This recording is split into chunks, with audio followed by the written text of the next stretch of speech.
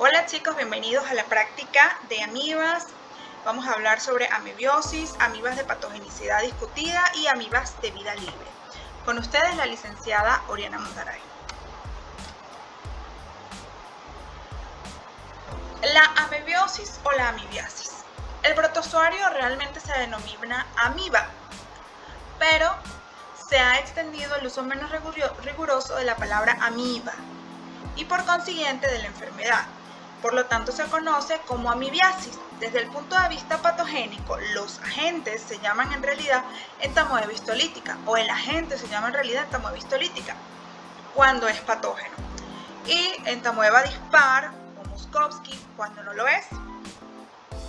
Como les dije, la amebiosis es una infección humana producida por la entamoeba histolítica y afecta sobre todo el intestino grueso. Aún así, puede dañar otras regiones del cuerpo. Su nombre científico parte de ent, que se refiere a intestino, ameba, a las amibas o amoeba, hist, a tejido y lisis a destrucción. Y por sí solo explica la naturaleza de la enfermedad que provoca, que vendría siendo ameba que destruye tejido intestinal, o sea, el trastorno implica una destrucción de los tejidos intestinales. La morfología de las amebas. El género Entamoeba comprende varias especies de amibas, 6 de las cuales pueden habitar en el intestino grueso del hombre, como entamoeba histolítica, entamoeba dispar, Moskowski, Polecki, Colli, Harmani. Las infecciones con especies de entamoeba pueden resultar en una colonización no patógena del intestino o en la invasión de la pared intestinal, dependiendo de la especie que esté implicada. Las 3 primeras que mencioné son morfológicamente idénticas, pero presentan diferencias bioquímicas y genéticas. La entamoeba histolítica es considerada como patógena, mientras que Dispar y Moskowski son consideradas no patógenas. En general, las amebas presentan 2 formas evolutivas durante su ciclo de vida, que es el trofozoito y el quiste. La morfología general de las amibas parte de estas 2 formas. El trofozoito, que es la vegetativa, que es el que tiene la capacidad de alimentarse, multiplicarse, invadir células y tejidos, así como de movilizarse, es decir, tiene capacidad de locomoción. El mismo presenta una fina capa plasmática que también es frágil y tiene la capacidad de emitir pseudópodos. La emisión de pseudópodos y la capacidad de invadir células va a variar dependiendo de la especie. ¿Ok? Y la forma quística es aquella que se reconoce como la forma infectante o la forma parasitaria infectante, aquella que comúnmente se expulsa cuando las condiciones en el organismo no son óptimas y se recubre de una pared gruesa que permite la sobrevida y posterior infección humana. Ahora bien, para entenderlo más específicamente, el cambio de un estadio morfológico a otro va a depender de las condiciones y el medio en el que se encuentre, mientras que el trofozoito se encuentre en un ambiente favorable, con un pH próximo a 7, temperatura de 37 grados, suficiente hidratación del medio y los nutrientes necesarios disponibles, los productos resultantes de su metabolismo y la energía que obtenga van a emplearse en la reproducción del parásito. En cambio, cuando el trofozoito se encuentra con un ambiente desfavorable, se desprende de la mucosa e inicia el enquistamiento en la luz del intestino. Durante este proceso, las células pierden motilidad. Sabemos que el quiste es una morfología en reposo. Este va adquiriendo una forma esférica, se deshidratan poco a poco y excretan parte de las reservas alimenticias presentes en las vacuolas digestivas, con lo que forman el prequiste, fase en la que se comienza a sintetizar un polisacárido constituido de N-acetilglucosamina, es decir, quitina, y se va a depositar en la superficie teniendo como consecuencia la pérdida de su movimiento, la cese de reproducción y la formación de esta capa externa. Después se van a producir sus núcleos, sintetizándose otro a partir del que posee el trofozoito. Quistes serán quistes uninucleados inmaduros. Los quistes inmaduros presentan divisiones nucleares sucesivas y dan origen al quiste maduro tetranucleado, que se elimina con las heces. Durante este proceso, el metabolismo del parásito no se detiene. Parte de sus carbohidratos son almacenados en forma de glucógeno, el cual se emplea para obtener energía cuando se desenquiste. Esta fase, llamada quiste, en el caso de entamoeba histolítica, es la que resiste la desecación y en el caso de muchas también. Y es la que representa la fase infectante y es aquella que va a contaminar alimentos y bebidas. Podemos resumir que tenemos un ambiente favorable y vamos a tener allí a un trofozoito que se va a multiplicar, va a invadir y se va a mover. Pero en un ambiente adverso y diferente, con un pH que difiere de 7 y temperatura que es diferente de 37, como un déficit de nutrientes o una deshidratación, esto va a llevar a un enquistamiento, dejando parte de los carbohidratos en forma de glucógeno para cuando se vaya a desenquistar. Esta fase es la que resiste la desecación y a temperaturas diferentes de 37 grados, representando así la fase infectante del parásito. Este va a infectar alimentos y bebidas. Como vemos, el quiste se va endureciendo. Este es el quiste uninucleado. Se van desarrollando o se van multiplicando los núcleos hasta dar lugar a el quiste tetranucleado. Vamos a desglosar los estadios de las amibas. Tenemos la morfología del trofozoito, que es, como sabemos, la fase móvil en la que se reproduce y durante la cual es capaz de causar daño según la especie. Esta va a ser la forma invasiva, en este caso de entamoeba histolítica. Se distinguen dos capas, el ectoplasma, que es hialino y se encuentra en estado de gel, y el endoplasma, que está en la fase sol y contiene los organelos del parásito. El movimiento de los trofozoitos se debe a que su ectoplasma contiene proteínas de actina y miosina, las cuales contraen en el extremo contrario de la dirección en la que se va a desplazar. Es decir, el citoplasma se va a proyectar en dirección de su movimiento, denominándolo así pseudópodos. Los pseudópodos es la proyección del trofozoito hacia donde se va a desplazar producto de la contracción que se genera en el endoplasma debido a la actina y la miosina. Los trofozoitos patógenos de entamoeba tienen un solo núcleo que tiene un cariosoma céntrico o ubicado en el centro, con cromatina periférica adosada a la membrana de forma uniforme y regular. El citoplasma tiene un aspecto granular o de vidrio esmerilado. Los trofozoitos suelen medir de 15 a 20 micrómetros, teniendo aún un rango de 10 a 60 micrómetros y tienden a ser alargados en las heces diarreicas. También dentro del trofozoito se conocen dos formas. La magna, que es la grande, es un tipo de trofozoito muy patógeno, causante de disentería amibiana. Mide de 20 a 30 micrómetros e ingiere eritrocitos o glóbulos rojos. Vive en los tejidos del intestino y está rodeado por la emisión de notables pseudópodos que le permiten motilidad continua. Esta es una de las maneras de diferenciarlo de otras entamoebas. También está la forma minuta, que es un trofozoito no patógeno, que es la forma natural de entamoeba histolítica, midiendo de 10 a 20 micrómetros, no ingiere glóbulos rojos y vive en la luz intestinal como un no patógeno. Tiene pseudópodos, aunque más cortos y delgados que la forma magna. Aquí podemos observar los trofozoitos y les quiero hacer una comparativa.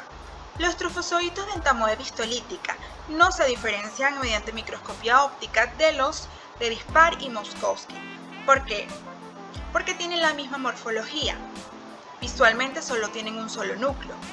La cromatina periférica está adherida a la membrana nuclear, el cariosoma es fructiforme y de localización central.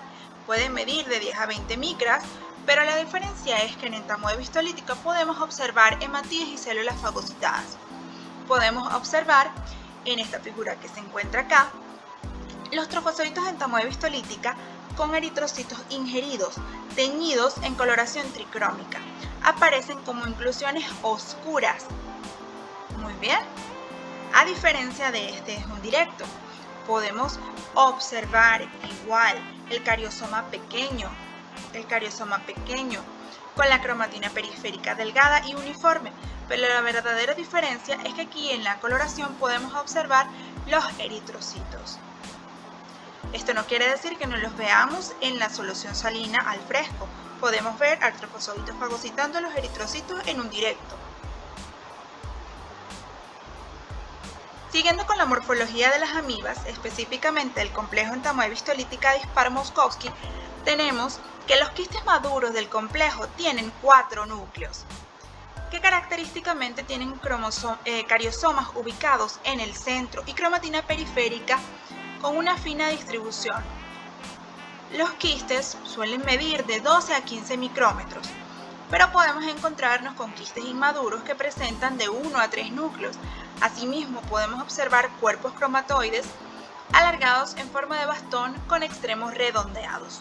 Recordemos, cariosoma puntiforme, cromatina periférica fina irregular, presencia de cuerpos cromatoides alargados en forma de bastón. La fase que resiste a la desecación son los quistes de entamoeba histolítica y serán aquellos que contaminen los alimentos. Más específicamente podemos ver en la siguiente imagen la evolución de las distintas morfologías del complejo, donde se aprecia el aumento de los núcleos a medida que los quistes maduran. El quiste maduro puede tener vacuolas grandes y la cromatina alrededor del núcleo puede verse un poco grumosa en algunos casos. Varían con unas medidas o diámetro de 10,3 a 15,7 micrómetros. Son indistinguibles por microscopía óptica. La histolítica de Dispar y de Moskowski. Podemos apreciar acá que presentan un cariosoma central, Su ectoplasma, en mayor medida el trofosodito que el prequiste, porque recuerden que el prequiste va a empezar a sintetizar lo que es la quitina que le va a impedir la movilidad a la oraquiste. Aquí tiene glóbulos rojos. Aquí presenta las vacuolas de glucógeno que van a ir eliminando y que solo van a dejar lo necesario para cuando éste decida desenquistarse, cuando las condiciones sean óptimas para desenquistarse. Aquí podemos observar, para seguir con la morfología de las amibas, tenemos el trofosodito de entamoeba harmani, que es una amiba de patogenicidad discutida. Coloquialmente se le conoce como la pequeña histolítica. Los trofosoditos son similares a los de entamoeba histolítica, aunque más pequeños. Imagínense comparar esta que mide de 5 a 12 micrómetros frente a los 10 a 60 micrómetros que puede llegar la histolítica. Es decir, por otro lado tenemos que el núcleo del trofosodito de entamoeba harmani igual muestra un endosoma o cariosoma central y la cromatina periférica se distribuye de forma homogénea. La medida de los quistes, como ya les dije, oscila entre 5 a 12 micrómetros o 5 a 10 de diámetro y pueden estar vacuolados y evidenciarse con una tensión permanente como la hematoxilina férrica. Se pueden observar los cuerpos cromatoidales con un aspecto basiloide similares a los de un grano de arroz. Una diferencia clave es que esta pequeña amiba no fagocita eritrocitos y su desplazamiento por lo general es más lento que el de la entamoeba histolítica.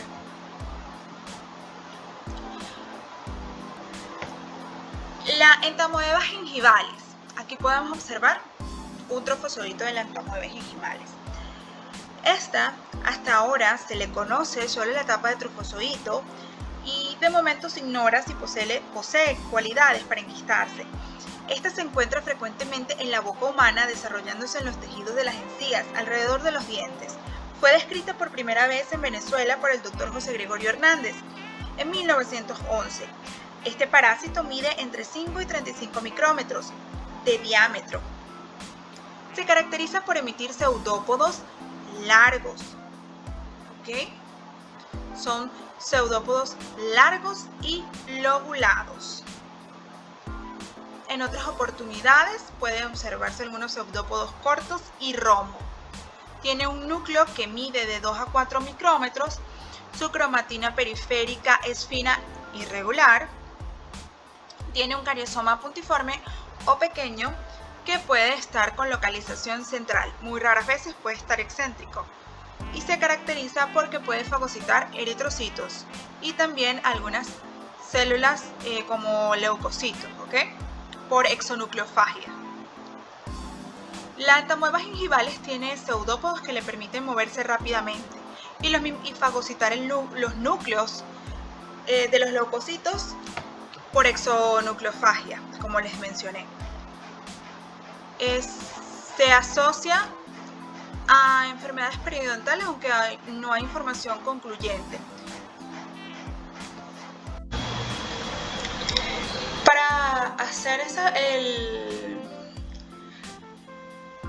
Para absorber el núcleo de los leucocitos, ellas lo hacen probablemente por succión negativa. Envuelve a su presa en el centro para digerirla mejor en una futura vacuola digestiva, como pueden apreciar acá.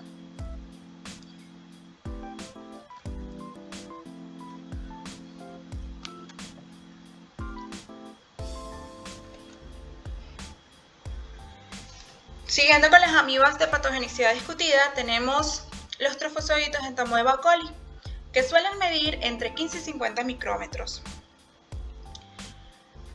Los trofozoitos tienen un solo núcleo con un cariosoma grande y excéntrico, característicamente grande, y una cromatina periférica gruesa e irregular. El citoplasma suele ser granular y grueso, puede presentar vacuolas, a menudo está descrito como un citoplasma sucio. Se pueden ver pseudópodos y estos son cortos y romos y tiene un movimiento que no es direccional. Los pseudópodos son cortos y romos en muchos casos y su movimiento no es direccional.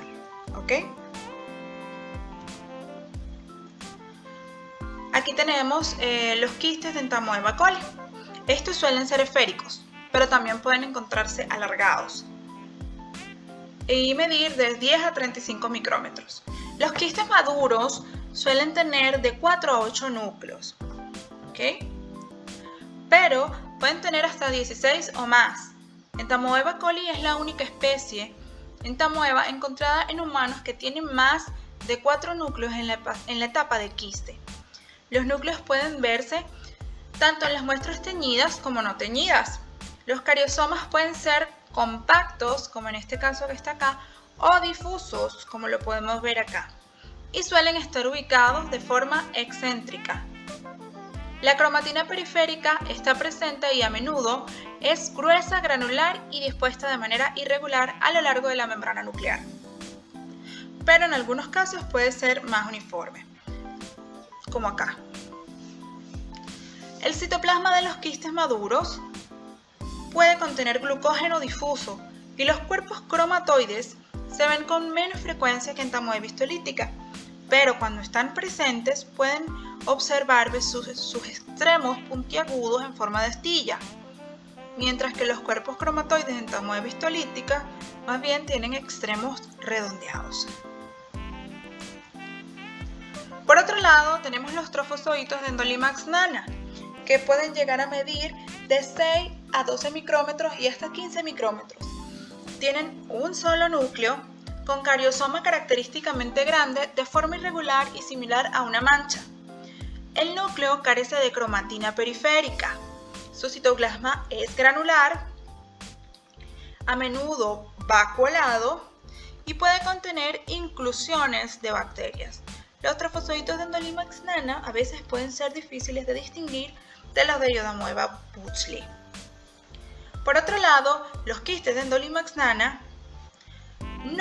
varían desde la forma esférica a elipsoidal, pero también pueden verse esféricos, Miden de 5 a 10 micrómetros, tienen 4 pequeños núcleos con cromosomas grandes generalmente están ubicados en el centro y sin cromatina periférica. El citoplasma puede contener glucógeno difuso, pero carece de los cuerpos cromatoideos que puede tener el trofozoito de Endolimax nana. Que pueden tener los quistes de las otras amibas. Aquí tenemos trofozoito y quiste de Iodamoeba butschli. Esta amiba recibe su nombre genérico gracias a su vacuola de glucógeno, que es evidente en su fase quística y que al teñirse con Lugol pareciera ser su único contenido. Aunque las vacuolas de glucógeno se pueden reconocer en otras amibas intestinales, nunca muestran un contorno tan regular ni consistente como el que presentan las quistes de Iodamoeba butschli. Los trofozoitos sin teñir no muestran características específicas que permiten su identificación, pero estos pueden medir de 4 a 20 micrómetros, forman pseudópodos hialinos y su movimiento es muy lento. El citoplasma puede tener bacterias, pero no eritrocitos. Los trofozoitos,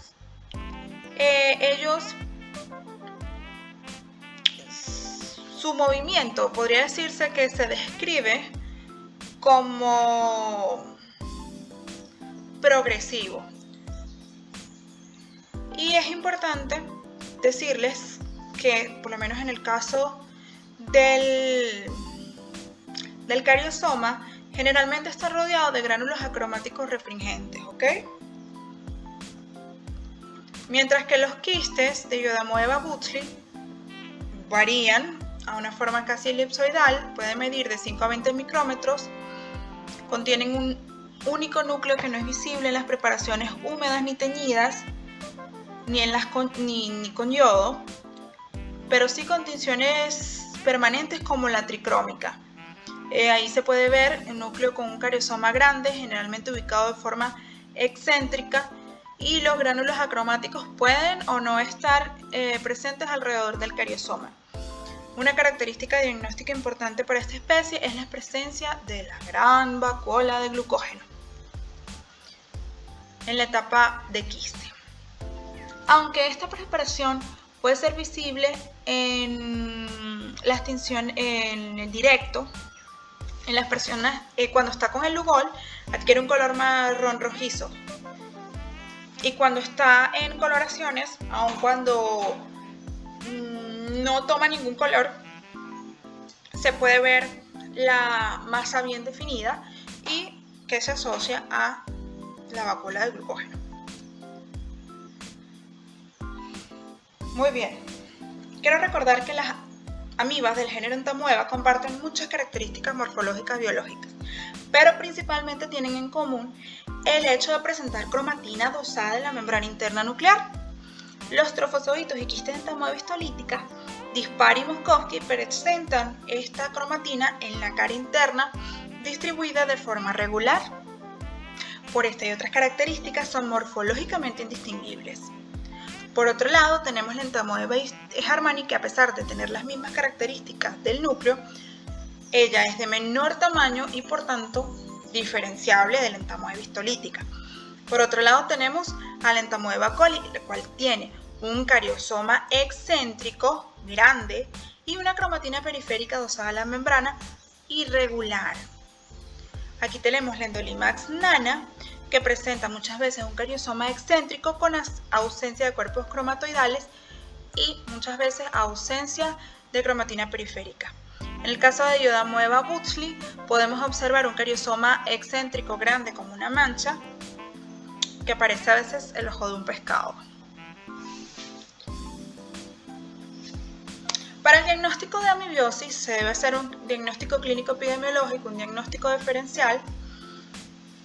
El clínico epidemiológico es la presencia de una disentería, dolor abdominal, fiebre, y luego de esta clínica se debe hacer un diagnóstico diferencial de una disentería basilar, una balantidiasis, carcinoma de colon, colitis ulcerativa, enteritis y obviamente una amibiasis, a través de un diagnóstico de laboratorio, ya sea por la demostración del parásito o por métodos inmunológicos. Para el diagnóstico a través de la demostración del parásito, Hay un factor sumamente importante que es la consistencia de la muestra. Esta es la que nos va a ayudar a seleccionar el método. Si la muestra es líquida, el método que vamos a utilizar es directo o las coloraciones permanentes. Nos vamos a ayudar de fijadores en caso de que queramos preservar la muestra o en caso de que la distancia entre la toma de la muestra y el lugar donde se va a procesar sea muy grande.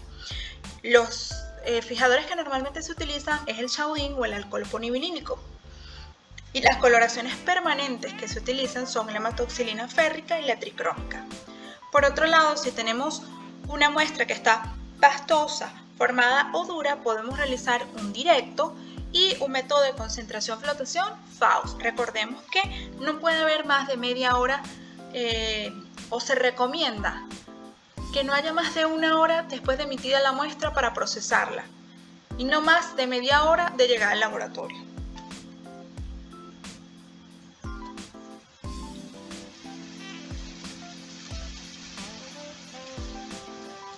Como les dije, la demostración del parásito consiste en un directo o fresco de coloraciones. También tenemos la solución de Quenzel, que es un método con azul de metileno amortiguado que nos permite evidenciar de mejor forma lo que es el cariosoma o el núcleo de las amibas, y un aspirado de úlceras intestinales con una rectosigmoidoscopia donde se realizan las coloraciones pertinentes. Para el diagnóstico de entamoeba histolítica dispar,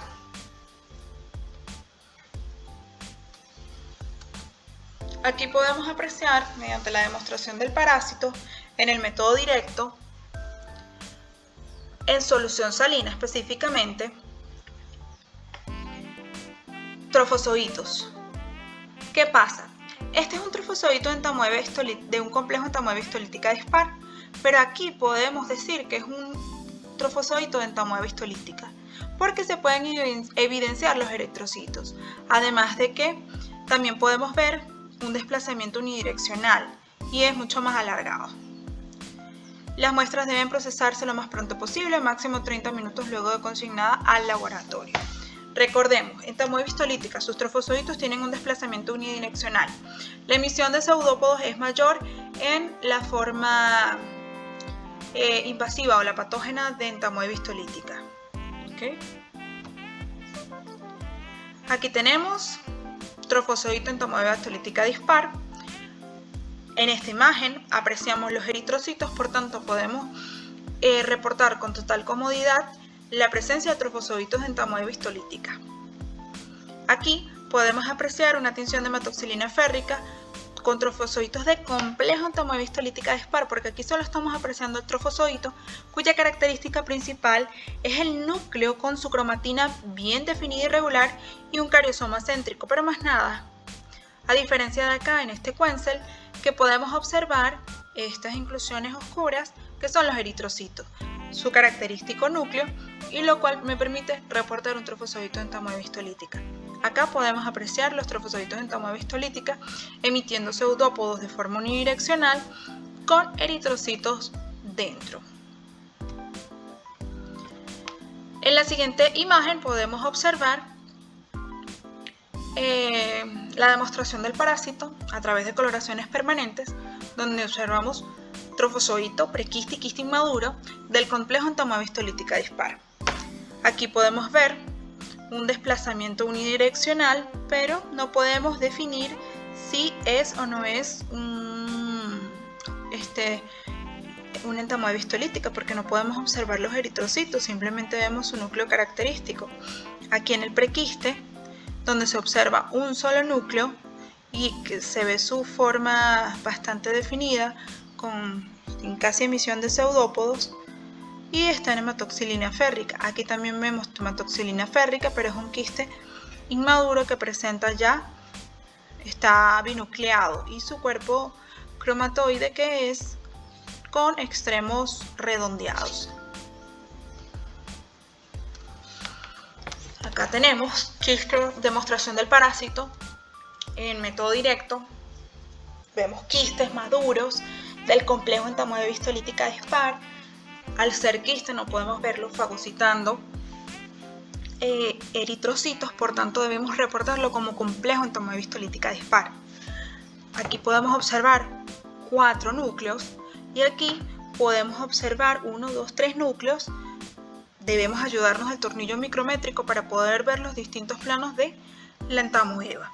Esto está en Lugol, lo hacemos en la siguiente imagen. El diagnóstico de amibas de patogenicidad discutida. Las amibas de patogenicidad discutida, como la entamoeba coli, son consideradas amibas comensales. Aquí podemos observar trofozoitos y quistes, la demostración del parásito, trofozoito en una hematoxilina férrica. Hay un posible desplazamiento irregular, además de que es evidente su núcleo con una cromatina periférica adosada a la membrana de forma irregular y un cariosoma excéntrico. Por otro lado, tenemos en Lugol, evidenciamos que tiene más de 4 núcleos, 1, 2, 3, 4, 5 núcleos. Aquí podemos observar 3 y 2, 5 núcleos. Evidentemente, eso nos indica que estamos en presencia de quistes de entamoeba coli. Además de que podemos apreciar aquí que el cariosoma es excéntrico, acá también, y que es irregular la cromatina periférica. A continuación, para la demostración del parásito a través del método directo, tenemos quistes de Iodamoeba butzli. Evidenciamos lo que dijimos en la clase, que no vamos a poder apreciar el núcleo en las tinciones o en el método directo con Lugol. Solamente la vacuola de glucógeno, que se va a teñir por el yodo y le va a dar esa característica de su nombre. Tenemos la demostración del parásito a través de coloración permanente. Podemos observar trofozoitos y quistes de amibas comensales como Iodamoeba butzli y Endolimax nana. Tenemos hematoxilina férrica, trofozoitos de Iodamoeba butzli, donde se puede apreciar el cariosoma bastante grande, y acá tenemos en la tricrómica que se puede observar el quiste, el núcleo en el quiste, y se ve un cariosoma grande y abarca gran parte de lo que es el núcleo. Podemos ver que la vacuola no se tiñe, pero sí se ve una masa definida. Por otro lado, tenemos en coloración tricrómica los trofozoitos de Endolimax nana, que se aprecia un núcleo característico con un cariosoma grande, mientras que el quiste presenta una forma elipsoidal con 4 núcleos que se ven un poco difusos y abarcan gran parte de lo que es el núcleo. O sea, el cariosoma abarca gran parte de lo que es el núcleo. Para la demostración de parásito a través de coloraciones permanentes, hacer un diferencial de amibas, tenemos la siguiente. Síganme. Aquí a la izquierda tenemos un trofozoito de una amiba, cuyas características de su núcleo es que la cromatina periférica adosada a la membrana está distribuida de forma irregular y tiene un cariosoma difuso y excéntrico, porque se nota que está hacia uno de los lados. Por otro lado, tenemos un trofozoito con una evidente emisión de pseudópodos, podemos presumir unidireccional, inclusiones sombreadas en coloración tricrómica que nos da indicio de que sean eritrocitos, y un núcleo con cromatina periférica adosada a la membrana sumamente fina y regular, además de un cariosoma céntrico, que es indicativo de que un trofozoito de entamoeba coli y un trofozoito de entamoeba histolítica.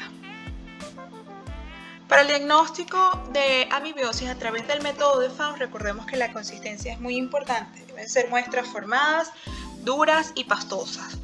Utilizamos solución de sulfato de zinc al 33% peso-volumen, lo que lo hace un método de concentración por flotación. Sin embargo, puede considerarse un método de sedimentación también.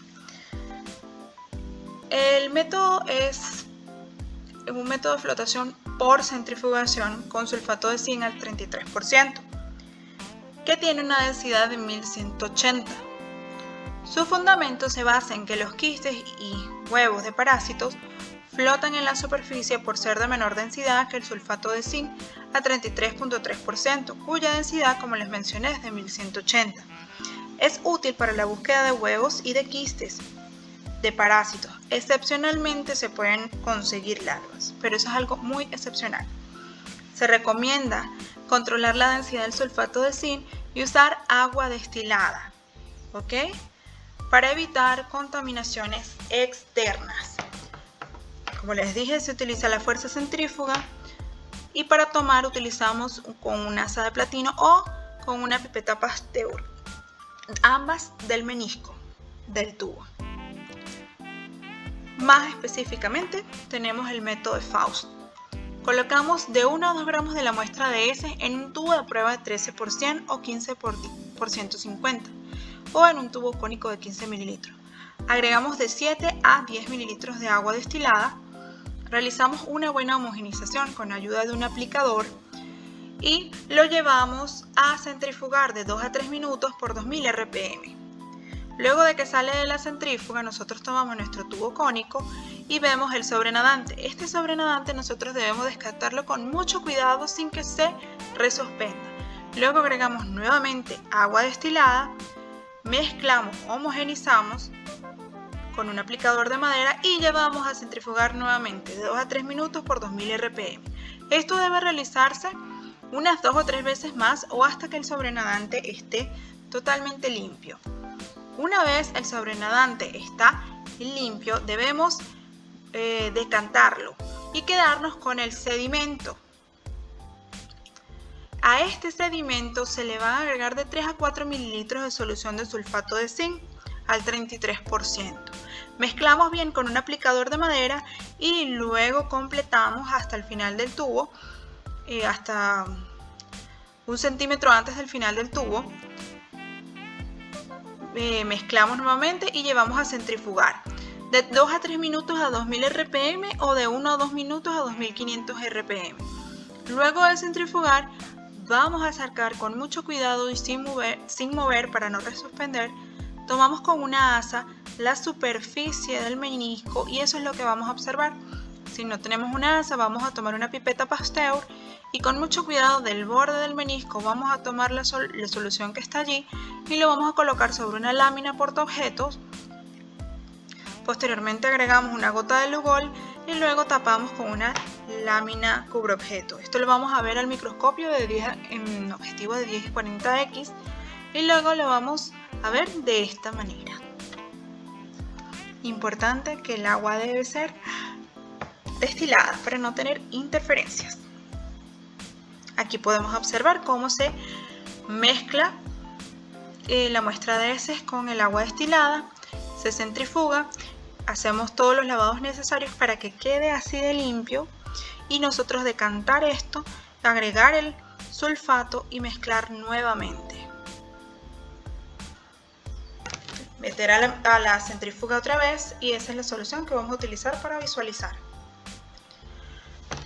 Dentro de los métodos inmunológicos para el diagnóstico de amibiasis tenemos métodos indirectos como lo son la captura de coproantígeno, donde vamos a determinar antígenos en heces. Esta es capaz de diferenciar entre entamoeba histolítica y entamoeba disparo Muskowski. Y tenemos los métodos como el ELISA indirecto, el inmunoblotting, inmunofluorescencia, reacción-fijación de complemento, contrainmunoelectroforesis, que me va a permitir el diagnóstico a través de anticuerpos en suero y solo da positivo cuando hay una amibiasis invasiva. Dentro de los métodos inmunológicos tenemos la captura de coproantígeno. Los coproantígenos son productos específicos de un parásito que se elimina en las heces del paciente y que son susceptibles a su detección por técnicas inmunológicas. La inmunodetección de coproantígenos se basa en el empleo de anticuerpos monoclonales o policlonales que reconocen específicamente los productos eliminados por los parásitos que invaden el intestino u órganos ajenos en el hombre. En este caso, en primer lugar, tenemos nuestra placa ELISA, ¿no? Los anticuerpos preparados contra moléculas del parásito a diagnosticar se inmovilizan sobre esta placa, ¿ok? Que es un soporte sólido.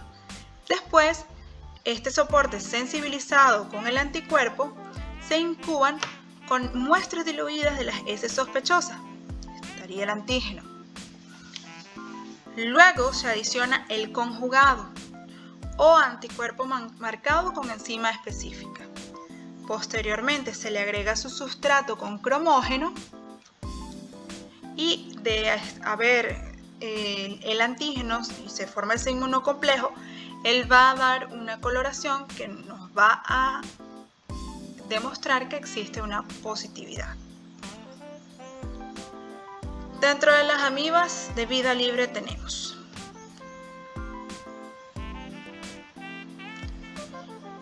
Naegleria fowleri. Naegleria fowleri está conocida comúnmente como la amiba come cerebros. Es una amiba microscópica de vida libre que puede causar una devastadora infección conocida como meningoencefalitis amebiana primaria. Comúnmente es de agua dulce y tibia, como los lagos o los ríos, así como fuentes termales.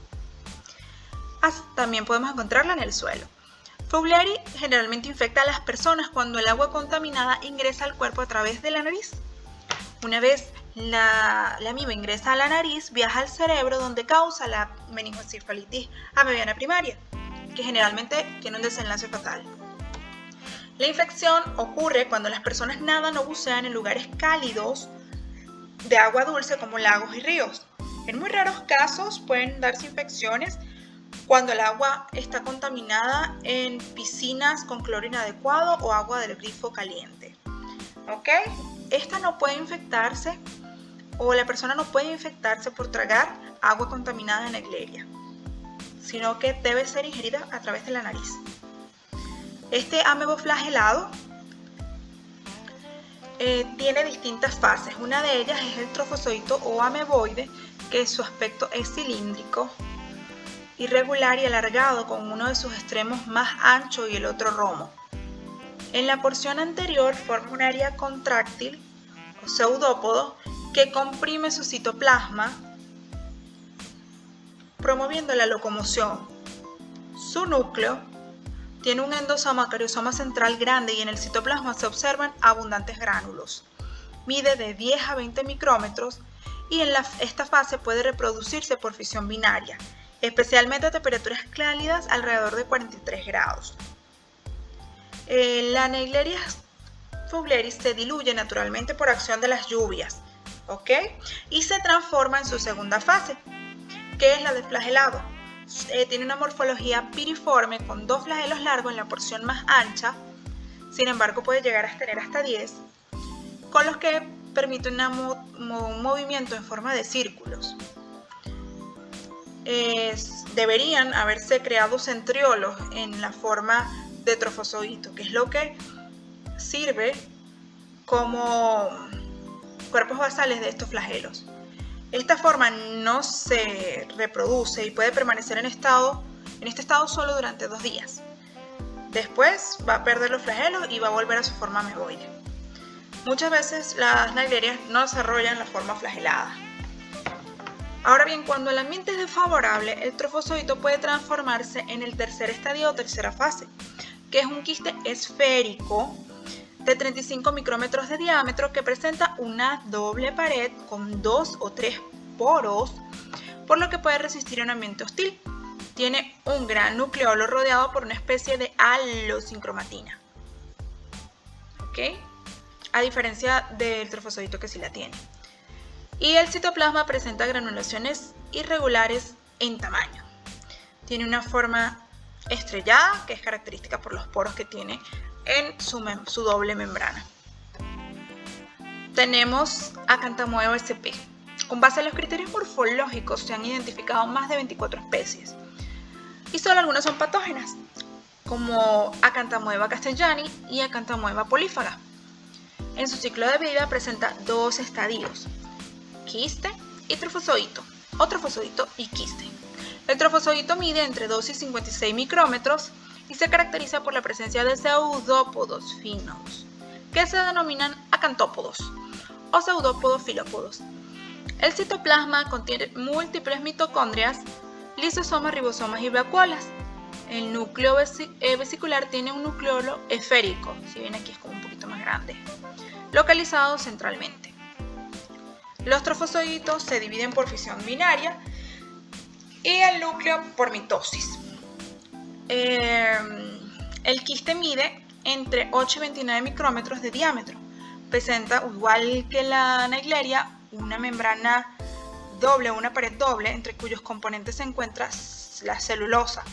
La pared externa o ectoquiste es ondulada y arrugada, tanto que la pared interna o endoquiste es estrellada, poligonal, esférica u oval. Los poros que se forman en la unión entre el ectoquiste y el endoquiste están cubiertos por un opérculo.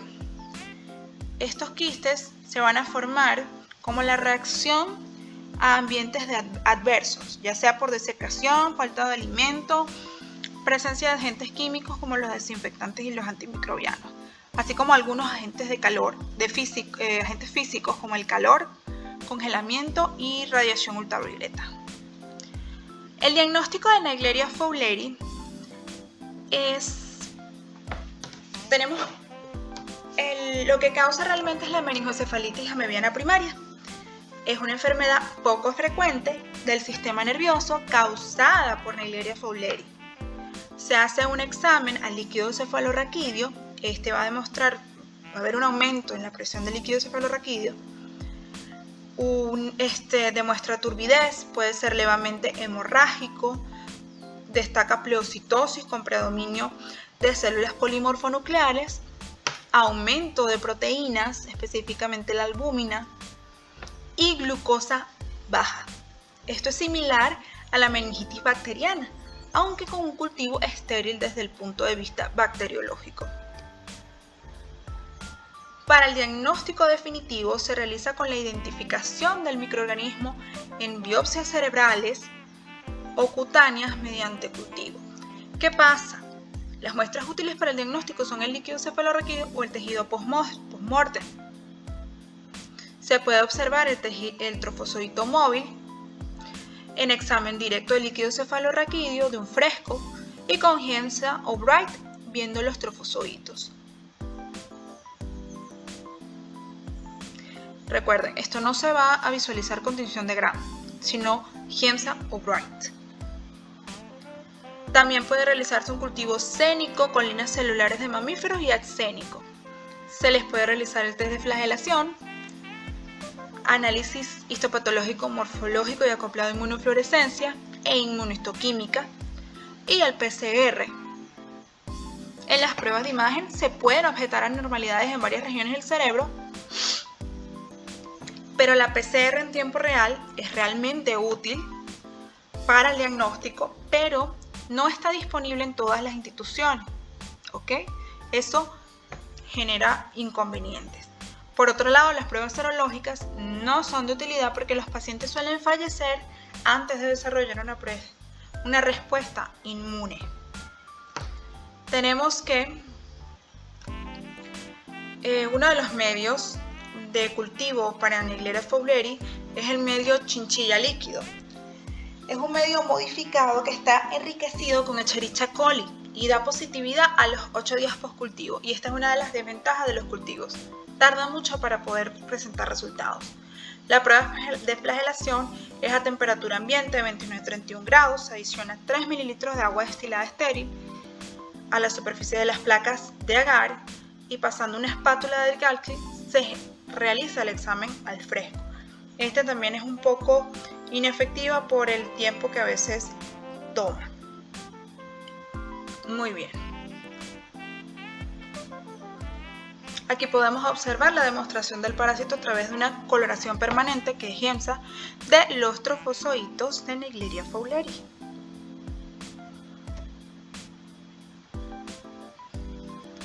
Por otro lado tenemos la Acanthamoeba y su diagnóstico se realiza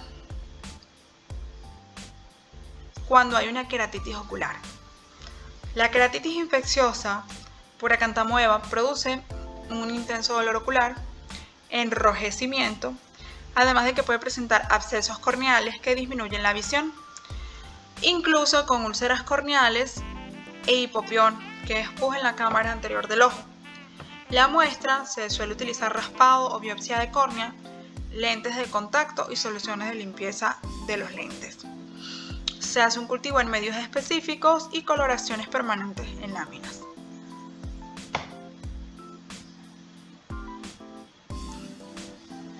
Diagnóstico de amebas. Conservación de la muestra.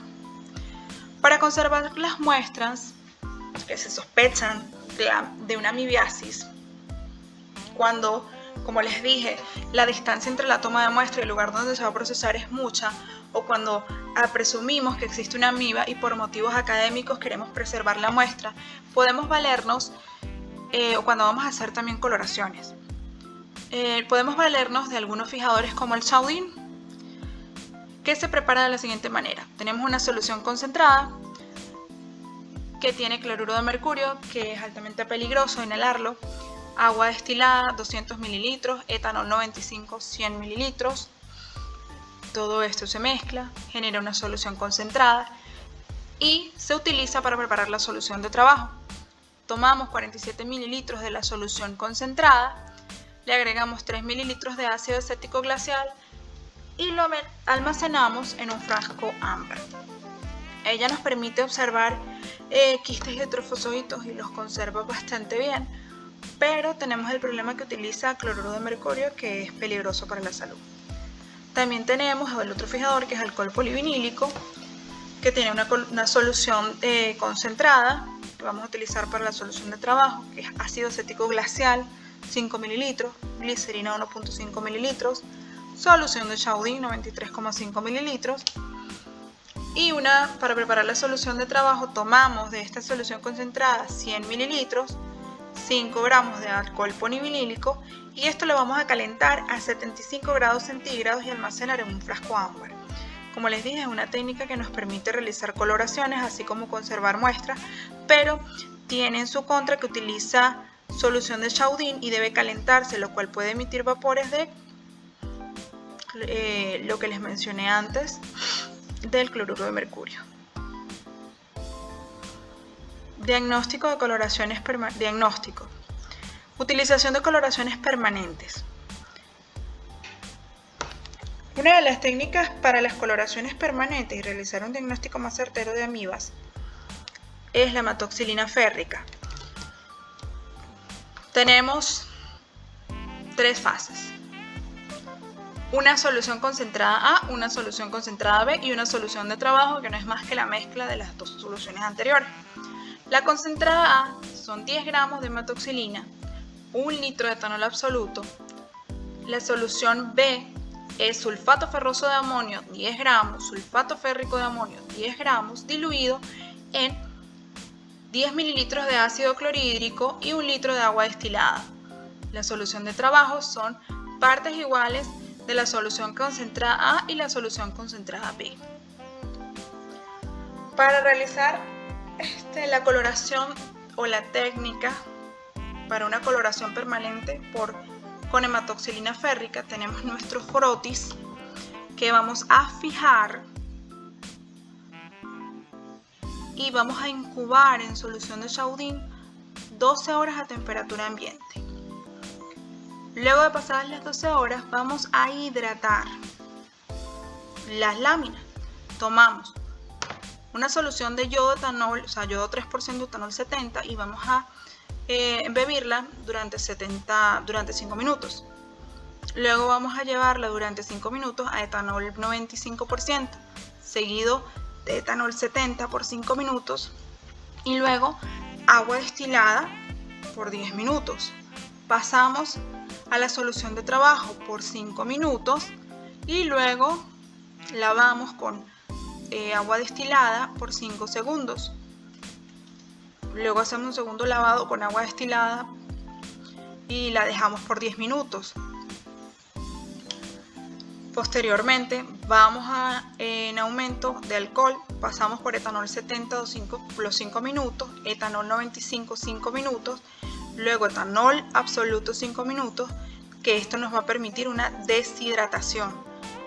Vamos a llevarla a sileno 10 minutos y procedemos al montaje luego de la deshidratación, que vamos a utilizar un medio de montaje, ya sea un bálsamo de Canadá, de PX u otro medio de montaje, colocamos un cubreobjeto y lo vamos a observar al microscopio. También podemos sellar los bordes de la lámina para que podamos conservarla durante más tiempo.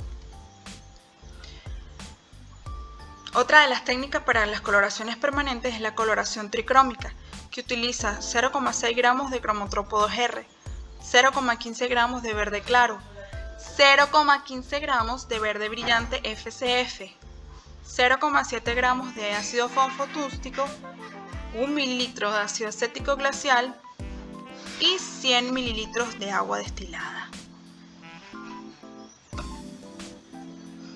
Para la visualización al microscopio tenemos la representación de las láminas del laboratorio. Lo que vamos a ver a continuación es lo mismo que nos podemos encontrar en el laboratorio. Tenemos coloraciones permanentes de hematoxilina férrica del complejo entamoeba histolítica de Spar. Podemos apreciar un trofozoito con ectoplasma, su endoplasma y su núcleo con su respectivo cariosoma puntiforme y su cromatina periférica regular. Aquí podemos observar quistes inmaduros del complejo entamoeba histolítica de Spar en coloraciones permanentes como hematoxilina férrica y tricrómica. En la hematoxilina férrica podemos observar cuerpos cromatoides con bordes romos característicos de este protozoario. Podemos observar dos núcleos, por tanto podemos presumir que es un quiste inmaduro, y las vacuolas de glucógeno que se encuentran en esta etapa, donde ellos van a eliminar lo que no necesiten y dejar solo la energía necesaria para desenquistarse. Aquí en la tinción tricrómica igual podemos ver el núcleo característico y su cuerpo cromatoidal con bordes romos. Este es un quiste inmaduro que presenta un solo núcleo. Puede ser un prequiste.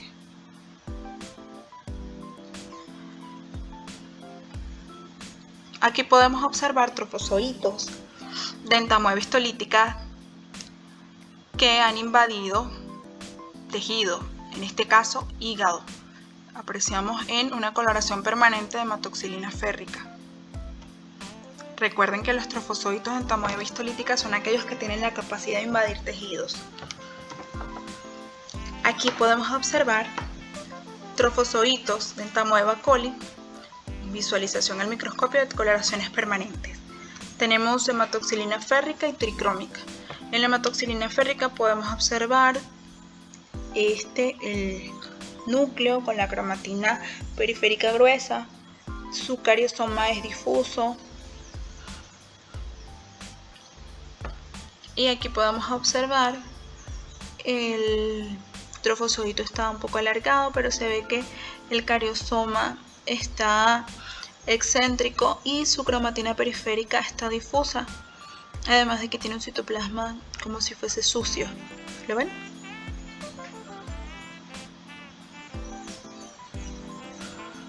Muy bien, ahora vamos con los quistes o la visualización al microscopio de quistes de entamoeba coli en coloraciones permanentes. Aquí podemos observar en tricrómica y hematoxilina férrica una característica muy importante, es que ambos presentan más de 4 núcleos. En este caso podemos observar 1, 2, 3, 4, 5, que están bien visibles. Podremos presumir que aquí hay un sexto núcleo, pero con eso nos permitiría mejorar la visualización del tornillo micrométrico al microscopio.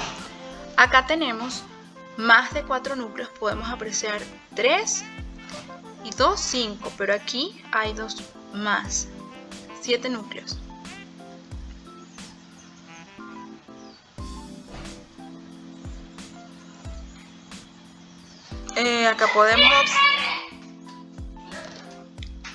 Acá podemos observar el trofozoito de Endolimax nana en coloraciones permanentes. Aquí está la hematoxilina férrica y aquí está la tricrómica. En hematoxilina férrica podemos apreciar que el núcleo tiene un cariosoma bastante grande, ocupa gran parte del núcleo y tiene vacuolas alimenticias que contienen bacterias. Aquí podemos observarlo de igual forma, un núcleo con un cariosoma bastante grande y central. Ahora vamos a trofozoitos y quistes de Endolimax nana en coloraciones permanentes y directo. Aquí tenemos un trofozoito de Endolimax nana en un directo, específicamente en solución fisiológica. Aquí podemos ver su forma estirada o elíptica y cabe destacar que la morfología nuclear es equivalente a la observada en el trofozoito. En este caso nosotros no podemos observar los núcleos en el directo, pero acá tenemos una hematoxilina férrica de un quiste de Endolimax nana donde se pueden observar los 4 núcleos. Y aquí tenemos un directo de solución salina donde podemos apreciar quistes de Endolimax nana, pero no tienen la forma elíptica sino más bien esférica. Sin embargo, se pueden apreciar que restringen los 4 núcleos. Esto nos puede ayudar el tornillo micrométrico cuando estamos visualizando al microscopio. Por acá tenemos también un quiste de Endolimax nana en una tinción tricrómica donde podemos apreciar 3 de sus 4 núcleos.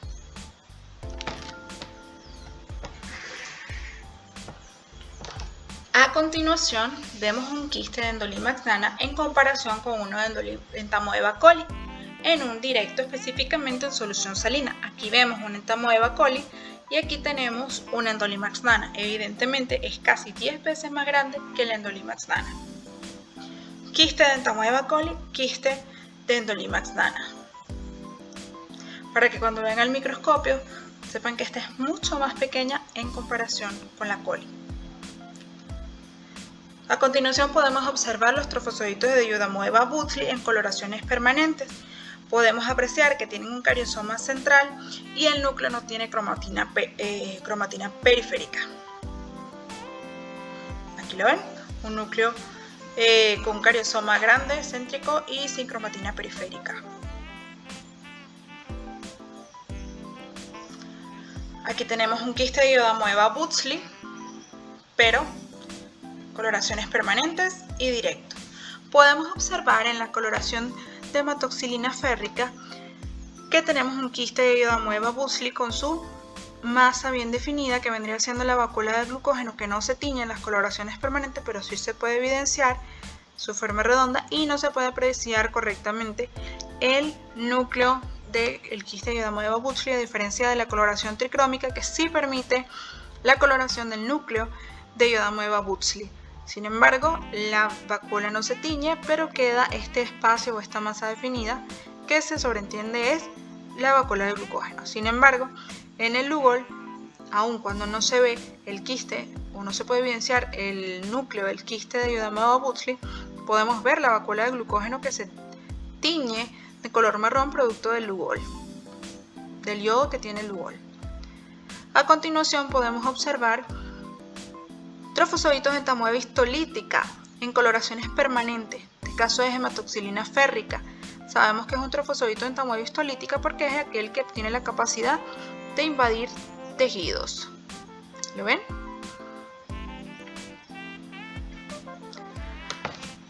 Muchas gracias por su atención a la práctica de amibas. Espero que les sea de utilidad para su práctica y, más importante, si tienen alguna duda, no se olviden de contactarnos a través del grupo de Telegram.